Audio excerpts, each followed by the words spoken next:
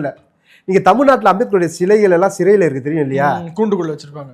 சிறைங்க, கூண்டு இல்லை, சிறையில் இருக்காரு அவரு. தமிழ்நாட்டில் அம்பேத்கர் சிறையில் இருக்காரு.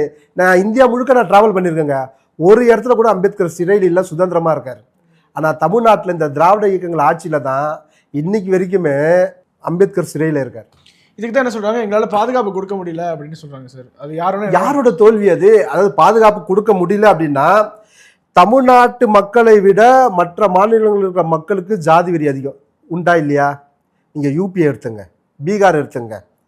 இது இந்த சாதி வெறி என்பது அங்கெல்லாம் அதிகம். இதை நான் சொல்லலை, இந்த ஸ்டேட்மெண்ட்டு நான் சொல்லலை, திராவிட இயக்கங்கள் தான் சொல்லுது.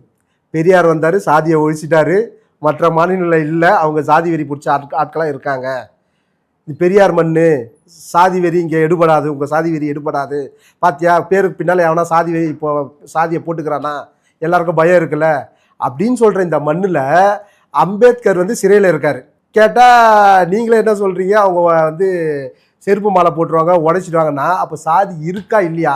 ஒழிஞ்சிருச்சா? அப்போது ஒழியல, ஒழியாமல் இருக்கிறதால அவன் கல் எடுத்து அடிக்கிறான் அவன் இல்லையா? நான் என்கிட்ட ஃபோட்டோவே இருக்குது. நான் யூபியில் போயிருக்கேன். நான் அம்பேத்கர் சிலையில நான் பார்த்து ஃபோட்டோ எடுத்துருக்கேன். நான் போய் மாலை போட்டிருக்கேன். நான் எப்பயுமே நான் வந்து சேர்மனாக போகும்பொழுது அங்கே அம்பேத்கர் சிலை இருந்தால் மாலை போட்டு தான் என்னுடைய ரிவ்யூ மீட்டிங்கை நான் போவேன். நான் அத்தனை ஃபோட்டோ நான் எடுத்து வச்சுருக்கேன். யூபியில் மட்டுமே எடுத்து வச்சுருக்கேன், பீகாரில் எடுத்து வச்சுருக்கேன்.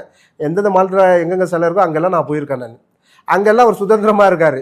இங்கே இவனுங்க இன்னும் சிறையில் பூட்டி வச்சுருக்கானுங்க இவனுங்க. அந்த சிலை